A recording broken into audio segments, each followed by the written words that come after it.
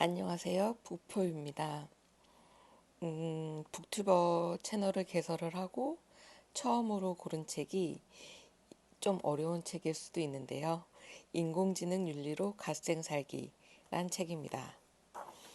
일단 들어가는 글부터 낭독해 보도록 하겠습니다. 인공지능 공존 시대의 도래. 프로골퍼가 홀인원을 할 확률은 약 3,000분의 1이라는데 프로골퍼도 평생 하기 힘들다는 홀인원을 로봇이 고작 5차례 샷 만에 가뿐히 해냈습니다. 2013년 벨기에에서 선보인 배드민턴 로봇은 한 팔로 인간의 스매싱을 거침없이 받아내기도 했습니다. 인간 기술로 탄생한 로봇이 인간을 이기기 시작한 것입니다. 그리고 바둑기사 이세돌과 대결했던 알파고만 해도 바둑 대국에서 무한에 가깝던 경우의 수를 확률적으로 계산해냈습니다. 알파고는 스스로 인식, 추론, 판단하는 딥러닝 기술이라는 기술로 인간의 고유 영역이랑 불렸던 직감마저 흉내내는 데 성공했습니다. 직감마저 인공지능에게 자리를 내어주는 시대가 열린 것입니다. 인공지능은 우리의 예상보다 높은 수준에 와 있습니다. 일론 머스크가 한 얘긴데요. 인공지능 연구는 악마를 소환하는 것과 다름없다. 스티븐 호킹 박사의 경고. 인공지능은 인류의 종말을 초래할 수도 있다. 미국 과학진흥협회 연례회의에서 과학자들. 인공지능이 인간의 모든 직업군을 넘볼 것이며 향후 25년에서 30년 내에 전 세계 일자리의 절반 이상이 사라질 것이다. 기계의 인류 지배가 단지 SF 영화 속 이야기만이 아니라 현실이 될 수도 있다는 우려 속에서도 인공지능 기술은 하루가 다르게 변화하고 발전합니다. 동시에 인간의 힘을 믿고 인간이기에 지킬 수 있는 것을 다루는 학문도 활발히 꽃피고 있습니다. 정원 3단 노법의 기초로 만든 아리스토텔레스의 이름을 더욱 자주 접하게 된 것이 그 예입니다. 철학자로 불린 아리스토텔레스는 거의 모든 것을 논리적인 규칙으로 설명하길 좋아했습니다. 어찌 보면 그의 논리는 시스템적 사고에 가깝습니다. 그는 인간의 의식은 감각에 의하지 않고 정신의 작용만으로 진리가 추정된다는 원칙을 내세웠습니다. 또한 폴리스 안에서만 비로소 인간일 수 있다고 인간에 대해 정의를 내렸습니다. 사람을 위한 기술이 사람을 위협할지도 모른다는 우려를 표현하는 이들, 사람을 위한 기술은 인류를 더욱 편리하게 만들 것이라는 희망을 말하는 이들, 여러분은 어떤 사회의 모습을 생각하시나요? 집단 속에서 인간의 본성이 더 발현된다는 말을 떠올려 보면 이런 생각이 듭니다. 인간은 사회적 동물이다. 인공지능은 인간을 위해 태어났다. 고로 인공지능은 사회적 동물이다. 우리 모두는 이미 인공지능 공존 시대를 살고 있습니다. 자라나는 아이들은 인공지능 공존 시대를 넘어 상생 혹은 삶의 분신처럼 여기는 시대를 살아가게 될지도 모를 일입니다. 가랑비에 옷 젖듯 편리의 기술의 형태로 인류의 삶 속에 비집고 들어온 인공지능.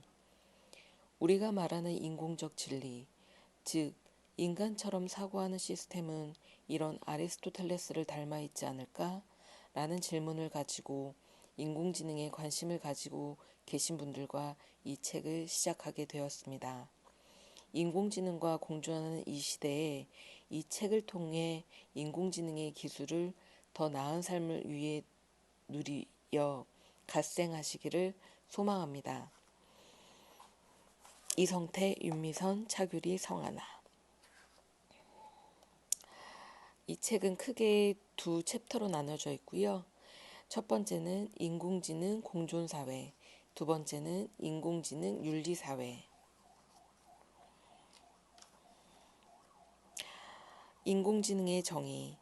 우리가 흔히 AI라고 이야기하는 인공지능은 인간의 학습 능력과 추론 능력, 지각 능력, 자연 언어의 이해 능력 등을 컴퓨터 프로그램으로 실현하는 기술입니다. 스튜어트 러셀과 피터 노빅은 인공지능이 이렇게 정의했습니다. 인간처럼 생각하는 시스템, 인간처럼 행동하는 시스템, 합리적으로 생각하는 시스템, 합리적으로 행동하는 시스템, 인간처럼 생각하는 시스템, 또 인간처럼 행동하는 시스템, 그리고 이성적인 것은 합리적이라고 이야기할 수 있는 이성적이거나 합리적으로 생각하는 시스템입니다. 또 하나는 이성적으로 행동하고 생각하는 것입니다. 오늘의 인공지능은 인간처럼 행동하는 시스템을 만듭니다. 4차 산업혁명 시대가 열리면서 우리의 생활은 조금 더 편해질 거라는 이야기들이 나왔습니다.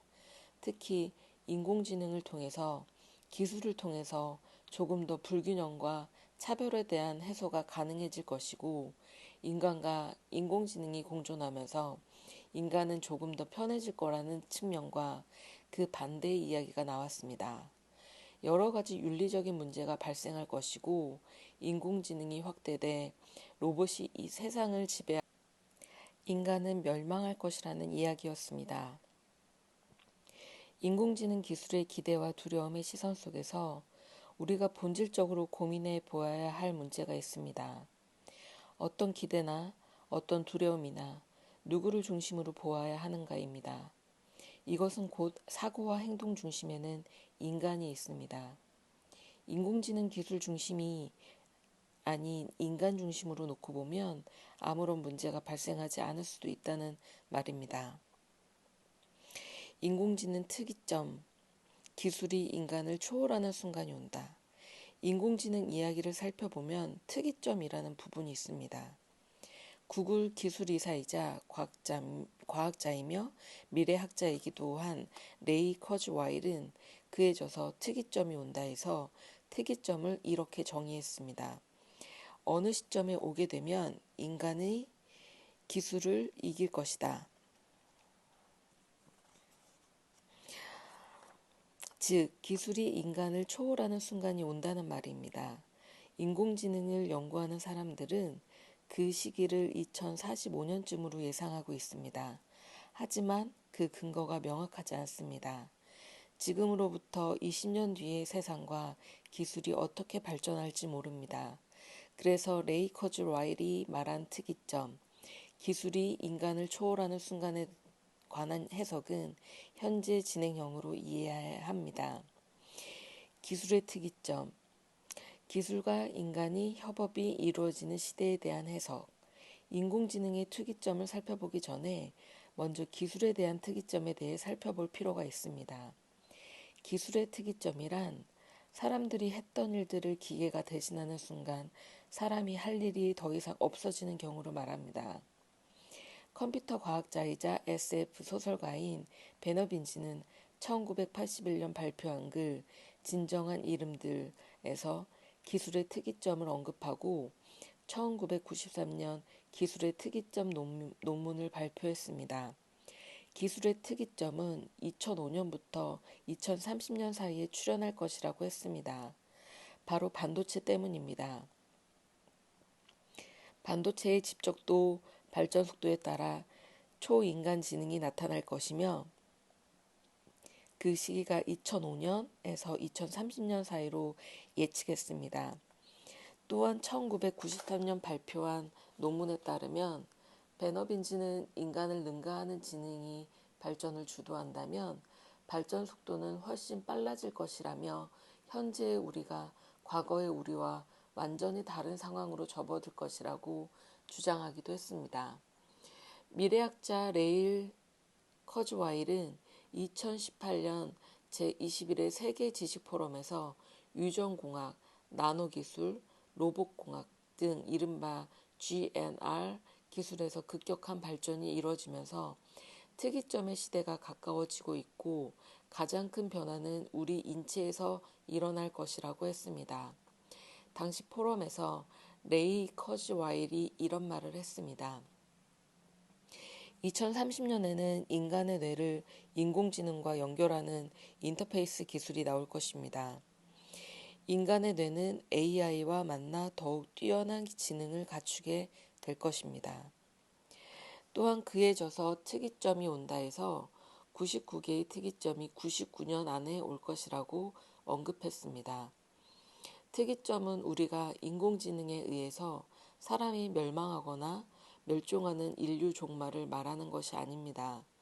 기술의 특이점, 인공지능의 특이점은 인간과 인공지능이 결합한 사회가 올 것이라는 내용입니다. 인간과 인공지능이 공존하는 시대, 기술과 인간이 조금 더 협업하고 인간과 인간이 무엇인가를 나눌 수 있는 시대일 것입니다. 인공지능이 감당해야 할 철학이 있다. 인공지능은 어떤 일들을 해야 될까? 어떤 형태의 철학들을 감당해야 될까? 라는 질문을 던진 이가 있습니다. 특이점 신화를 쓴 가브리엘 가나시아입니다.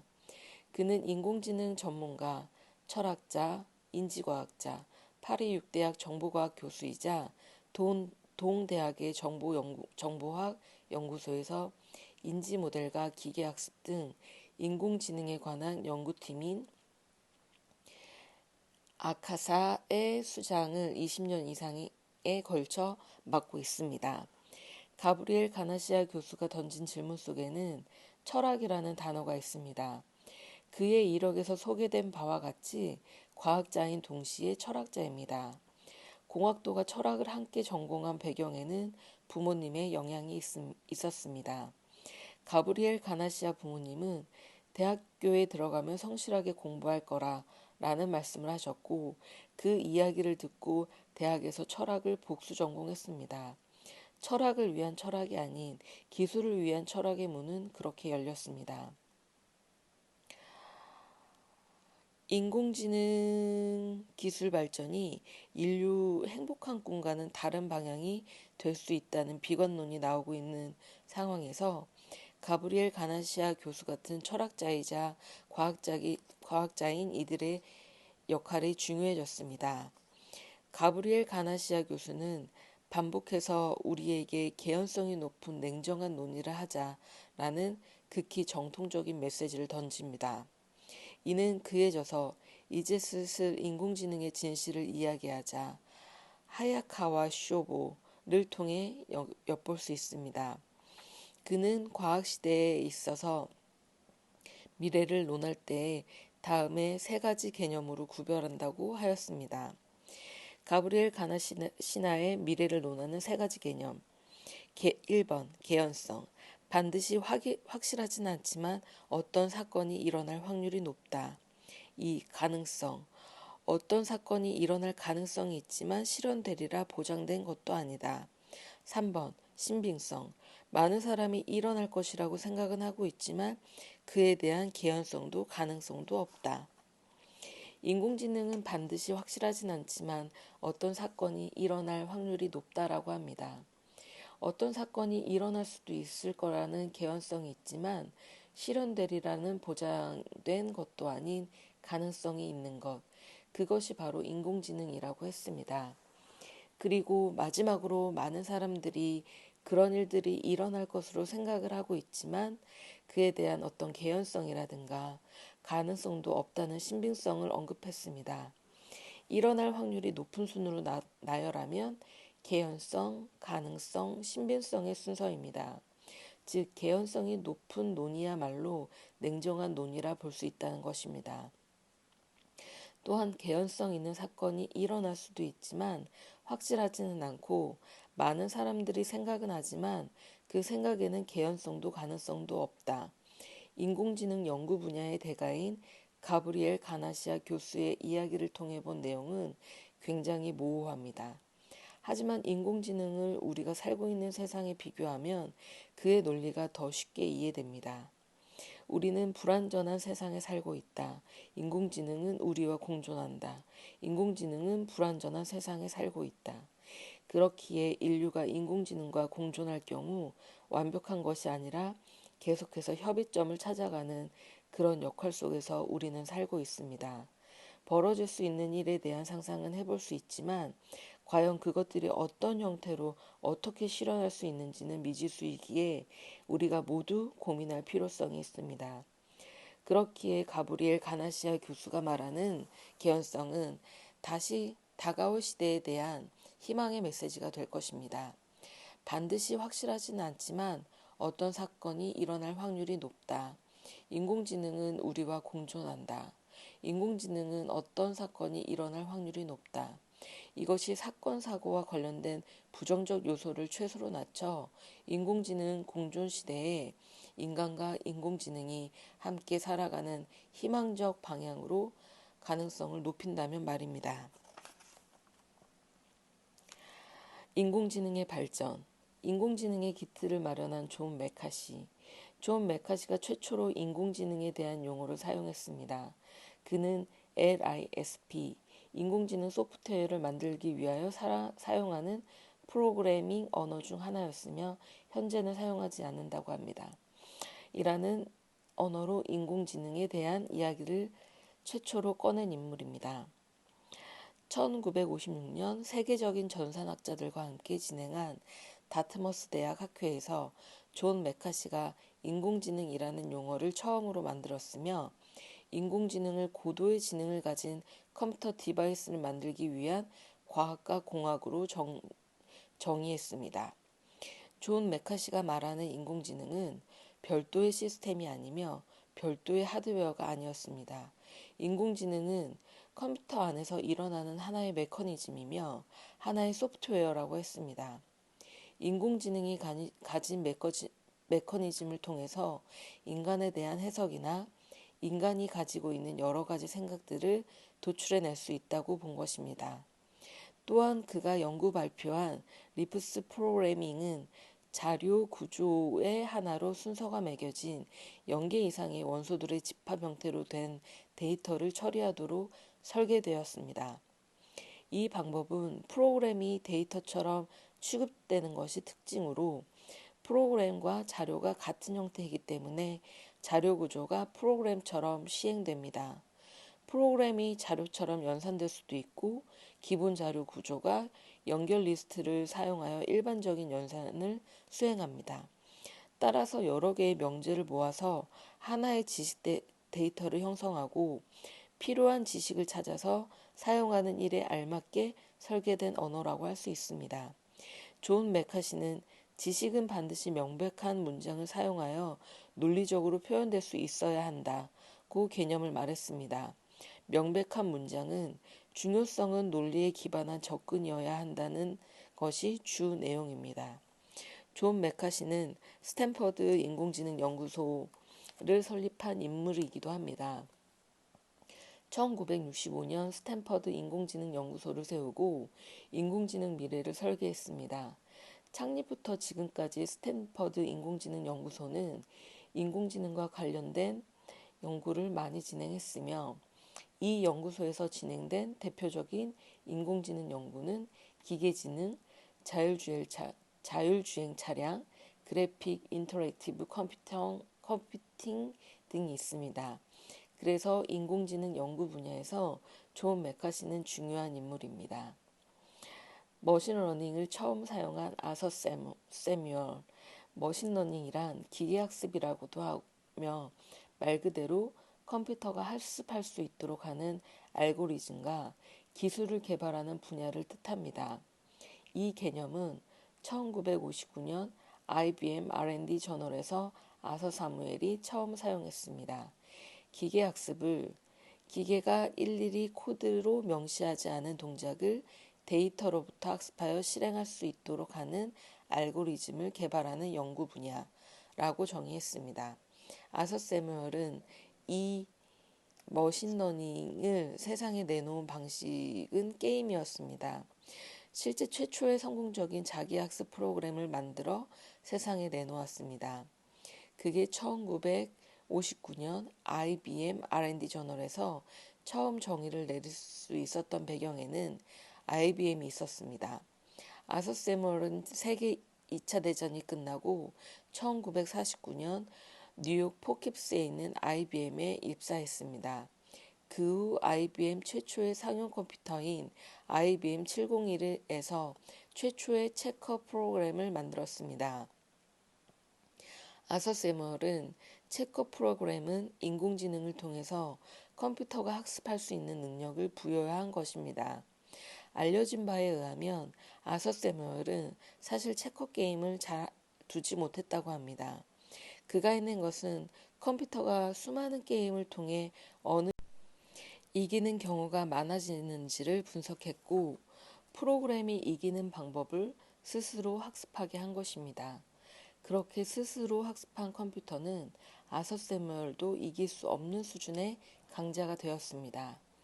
이후 머신러닝의 정의는 1988년 카네기 멜론 대학의 톰 미첼이 다시 한번 정의했습니다. 최근 들어 톰 미첼의 정의를 더 많이 사용하고 있습니다. 머신러닝은 아서 세무얼의 정의로 시작된 1950년대부터 80년대, 90년대까지 큰 발전이 없이 답보 상태였습니다. 그러다가 2000년대 중반에 들어와서 급격한 발전이 이루어졌습니다. 사물 인터넷이 활성화되면 가장 두드러지는 현상은 엄청난 데이터가 발생하게 됩니다. 이 빅데이터를 이용하여 학습할 데이터들을 사전 정리하여 최적함으로써 학습 효과를 극대화하면 실용화가 가능한 기계학습 결과가 나오기 때문입니다. 머신러닝 알고리즘은 지도학습, 비지도학습, 강화학습, 추천 시스템 등으로 이루어져 있습니다. 이런 알고리즘은 기계가 데이터를 학습하고 훈련하는 방식이 훈련 데이터를 통해 예측할 수 있는 것에 초점을 두고 있습니다. 머신러닝 기술은 우리가 익숙하게 사용 기술이기도 합니다. 바로 이메일의 머신러닝, 즉 기계학습이 구현되어 있습니다. 기계학습을 통해 수신한 이메일이 스팸인지 아닌지를 구분할 수 있도록 훈련하는 것입니다. 데이터를 가지고 기계에서 학습시켰더니 정확한 답을 하고 그 단계를 뛰어넘어서 자료만 있으면 기계 스스로 알아서 학습하는 수준에 이르렀습니다. 인공신경막 연구의 선두주자 프랭크 로젠블랏, 머신러닝의 기본 단위가 되는 개념이 있습니다. 이를 퍼셉트론이라고 합니다. 쉽게 말하면 뇌의 학습 기능을 모델화한 기계입니다. 사람의 두뇌는 세 가지로 구분할 수 있는데 생각을 하는 부분, 감정적인 부분, 표현하는 부분 등 여러 가지 형태로 인간의 두뇌들을 이야기할 수 있습니다. 생물학적 신경망에서 얻은 영감을 컴퓨터의 통계적인 알고리즘을 통해서 내가 원하는 결과들을 도출해낼 수 있지 않을까? 라고 시작했던 연구가 인공신경망에 해당합니다. 그리고 이 개념을 최초로 발표한 사람은 심리학자이자 신경생물학자 프랭크 로젠블렛이었습니다. 1956년 하버드대 학생이던 마빈 민스키 등의 주도로 새로운 학문이 출범했습니다. 사람이 문제를 해결할 때의 마음과 컴퓨터가 프로그램을 처리할 때의 조작이 비슷하다고 전제한 내용이었습니다. 이는 사람처럼 지능을 가진 컴퓨터 프로그램 개발을 시도한다는 목적이었는데요. 인간의 지식을 기호화해 컴퓨터에 입력하면 사람과 똑같은 출력을 내줄 것이라는 기호주의를 주창했습니다. 하지만 1957년 그와 고등학교 동기인 프랭크 로젠블렛이 등장했습니다. 프랭크 로젠블렛은 컴퓨터도 인간의 뇌의 신경망처럼 학습시키면 근사값을 출력할 수 있다는 퍼셉트론을 발표했습니다. 이는 매클론과 피츠가 시작한 원시적 인공신경망 퍼셉트론 이론에 학습이라는 개념을 추가했습니다. 실제로 생물학적 신경망에서 반복적인 시그널이 발생할 때 신경세포들은 그 시그널을 기억하는 일종의 학습 효과가 있는데 이를 가중치를 이용하여 인공신경망에 구현한 것이 퍼셉트론입니다. 프랭크 로젠블렛이 주목한 것은 뉴런들의 연결이었습니다. 뉴런 연결망의 최소 단위를 퍼셉트, 퍼셉트론이라 정의하며 논리 연산의 시대를 열었습니다. 이른바 연결주의라 정리되는 인공신경망의 대표적 예로 알파고가 있습니다. 1957년 로젠블렛이 신경망을 최초로 실현한 퍼셉트론은 간단히 설명하면 인간의 두뇌를 모방하여 만든 것입니다. 퍼셉트론의 핵심은 신경망이 뇌의 신경세포가 정보를 처리하는 방식을 본떠 설계된 컴퓨터 구조입니다. 따라서 신경망은 인공지능과 달리 사람 뇌처럼 학습을 통해 지능을 획득하는 능력을 갖게 된다는 내용을 담고 있습니다. 퍼셉트론은 영문자와 같은 간단한 이미지를 비슷한 것들끼리 스스로 분류해 식별하는 능력을 보여줌에 따라 대단한 선풍을 일으켰습니다. 퍼셉트론의 영향력이 막강해서 수많은 연구진이 인공지능보다는 신경망 쪽에 몰려들었습니다. 하지만 1969년 MIT 인공지능 연구소의 마빈 민스키와 페퍼트 세이모어가 강력히 비판하는 사건이 벌어졌습니다. 인공지능을 단순한 자동화 기계로 보지 않고 인간을 닮은 기계로 상상했던 민스키와 세이모어는 프랭크 로젠블렛이 의 정의를 비판할 수밖에 없었습니다. 민스키는 1969년 펴낸 퍼셉트론이라는 책에서 퍼셉트론의 개념상 한계를 낱낱이 비판했습니다. 그렇게 시작된 민스키와 로젠블렛의 이론 싸움 끝에 플랭크 로젠블렛의 신경망 연구 열기는 급격히 냉각되었습니다. 이 일을 계기로 프랭크 로젠블렛은 연구 인력들이 떠나고 연구 자금까지 끊어지며 1971년 자신의 생일날 보트에서 싸늘한 시신으로 발견되었습니다.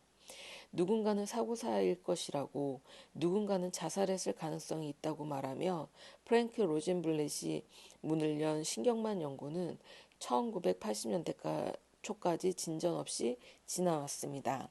하지만 미국 생물물리학자 존 허필드 등 극소수 학자들은 끈질기게 신경망 연구를 해온 끝에 1982년 호필드가 발표한 논문을 계기로 신경망 이론이 다시 활발히 진행될 수 있었습니다.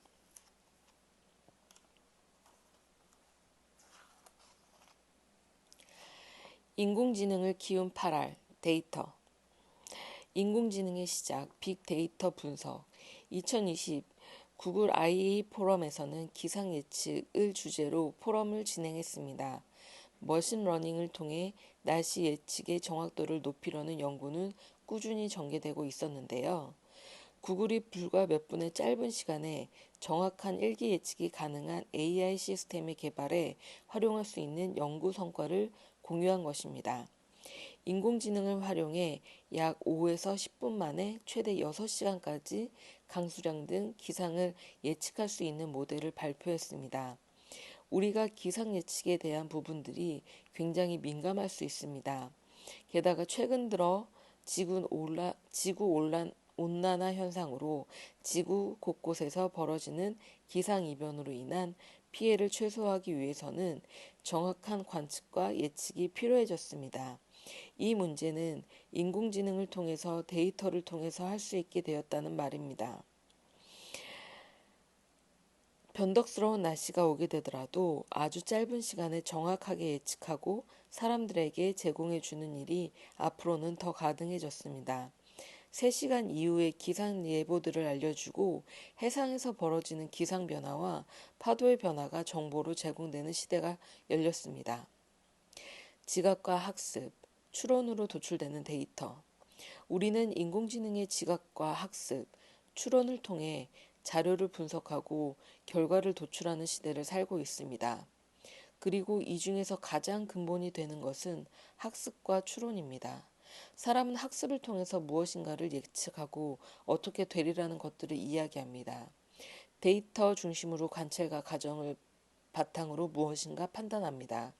그렇다면 인공지능이 어떤 것을 판단할 때는 무엇이 필요할까요? 인공지능에게 필요한 것은 수학적인 메커니즘이나 알고리즘입니다. 과학기술정보통신부에서 2021년 인공지능 학습용 데이터 구축 사업 공모를 시행했습니다.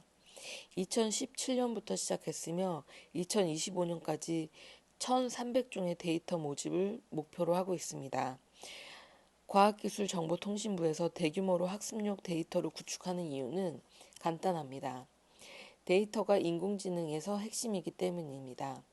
인공지능도 사람처럼 본인에게 이해하기 쉬운 정보를 주면 이를 학습해서 지능으로 구현하기. 이 과정에 다시 등장하는 것이 머신러닝 알고리즘의 세 가지 학습법입니다. 머신러닝과 딥러닝. 인공지능 학습에는 머신러닝과 딥러닝이 있습니다.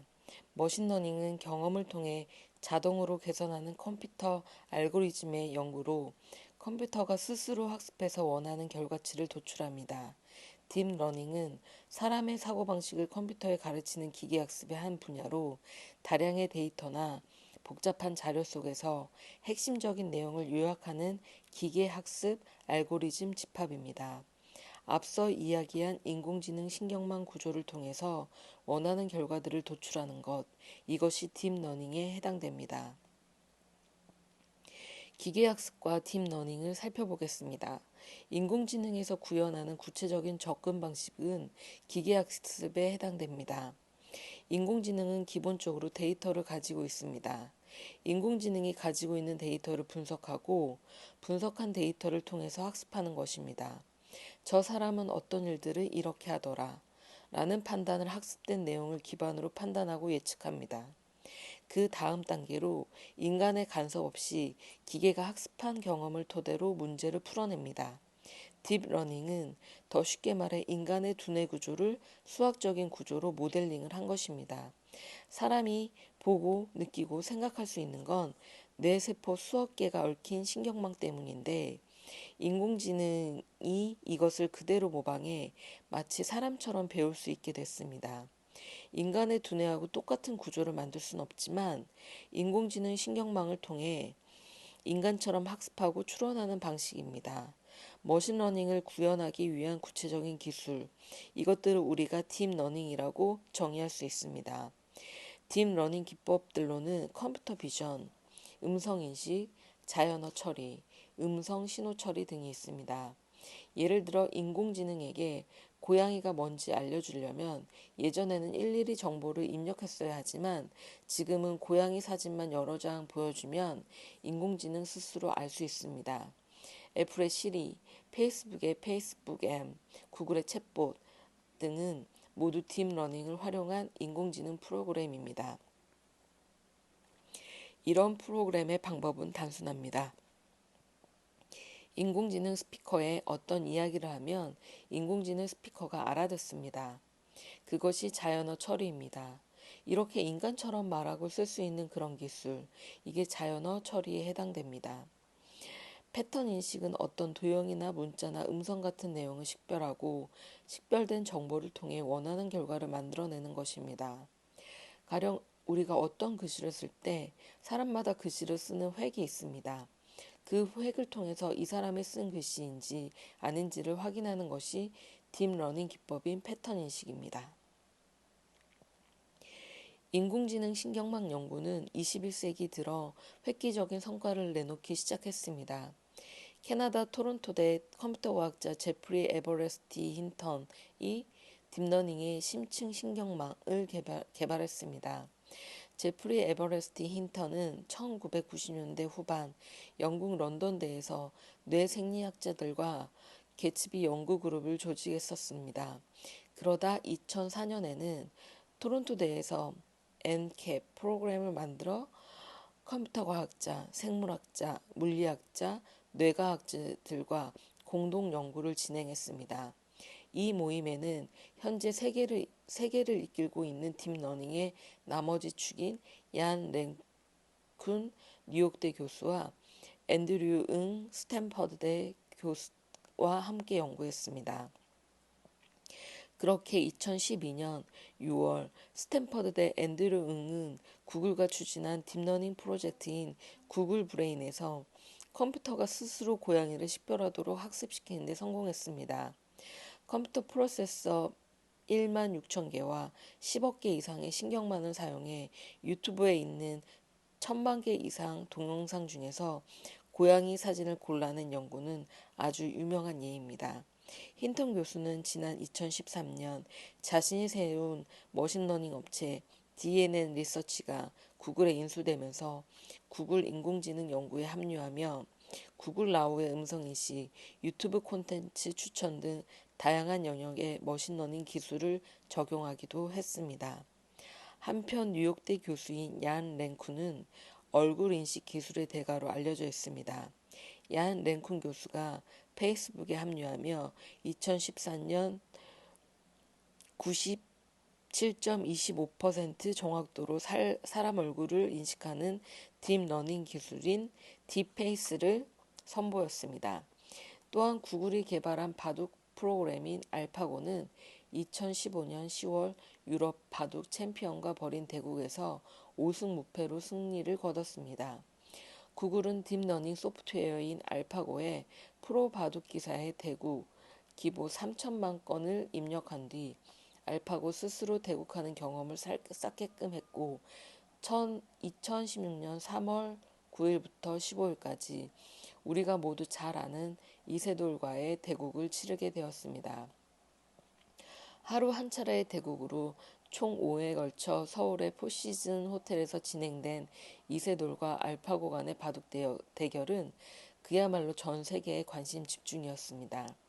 경기는 한국어, 중국어, 일본어, 영어로 실황 생중계될 정도로 세기의 대결로 기록되었습니다. 한편 알파고를 만든 구글 IA 자회사 딥마인드는 인간 개발자까지 넘보고 있습니다. 인간 개발자의 평균 수준의 코딩하는 AI를 개발하는데 기존의 코딩을 보조하는 기계학습 도구와 달리 인간과 경쟁할 수 있는 수준을 목표로 만들어줬다는 게 특징입니다. 이에 딥마인드는 다음과 같은 견해를 밝혔습니다. AI가 인류를 돕기 위해서는 문제 해결 능력이 있어야 합니다. 이번 연구 결과는 비판적 사고가 필요한 작업에 대한 딥러닝의 잠재력을 보여준다. 코드 생성 인공지능에 대한 이번 연구는 프로그래머가 생산성을 향상하고 코딩하지 않는 사람들도 이 분야에 참여하는데 실마리가 될 수 있다. 앞으로 추가적인 연구를 통해 향상된 프로그래밍과 문제 해결 인공지능으로 한 걸음 가까이 다가갈 것. 우리나라의 딥러닝. 해외와 비교했을 때 우리나라의 딥러닝 수준은 국내 연구진에게 딥러닝은 이제 막 꽃을 피우기 시작한 기술입니다. 최근 이슈가 되고 있는 것은 마스크를 써도 얼굴 인식을 하는 기술로 인해 보안 문제가 터지고 있기도 했습니다. 또한 딥러닝을 통해 의료계는 영상 처리 기술 개발에 속도를 내고 있습니다. 과학기술정보통신부가 지난 2018년 발표한 자료에 의하면 인공지능 소프트웨어는 다음과 같이 분류하고 있습니다. 국내 연구진들도 인공지능 소프트웨어 개발에 다양하게 접근하고 기술을 연구 개발 중입니다. 자동 기계학습 시스템은 기계학습, 딥러닝 등 인공지능 관련 모델 개발에 필요한 다양한 과정을 자동화하여 최적 성능의 모델을 개발하는 인공지능을 만드는 인공지능 솔루션입니다. 이는 인공지능 스스로 데이터의 특징을 추출하고 적절한 알고리즘을 선택하여 학습을 수행한 이후 학습된 모델 간 평가를 통해 개발 목표에 가장 적합한 인공지능 모델을 탐색하는 과정을 자동화한 것입니다. 데이터 설계, 데이터 전처리, 데이터 특징들을 파악하여 적합한 알고리즘 선택하고 기존 기계학습 모델 개발 과정을 자동화한 기술로 구성되어 있습니다. 이때 반복적으로 수행하는 기계학습, 딥러닝 등의 상당수 자동화함으로써 해당 데이터 모델에 관한 전문 지식이 없는 비전문가도 인공지능 활용도를 높이는 것을 목표로 하는 시스템입니다. 이를 통해 금융, 의료, 헬스케어, 소매업, 제조업, 교통, 자율주행 등 인공지능 기술 전 분야에 활용될 수 있을 목표로 하고 있습니다. 이렇게 인공지능 관련된 이야기를 해보았는데요. 음, 우려되는 부분도 있고 기대되는 부분도 있는데 어, 기술 발전이 너무 빠르게 발전하다 보니까 우려되는 부분들이 인권 침해나 등등에서 많은 점이 있습니다. 그런 우려들을 모두 종식시키고 기술 발전을 할 수는 없지만 기술 발전보다는 우려를에 대한 예방책이 선행될 수 있도록 정책들, 그다음에 국제 협약 등이 마련되었으면 좋겠습니다. 그에 발맞추어 그보다 한 발짝 느린 기술 개발을 통해서 어떤 위험이나 우려들에 대한 위험들이 발생하지 않기를 바랍니다. 오늘은 이상이었습니다. 감사합니다.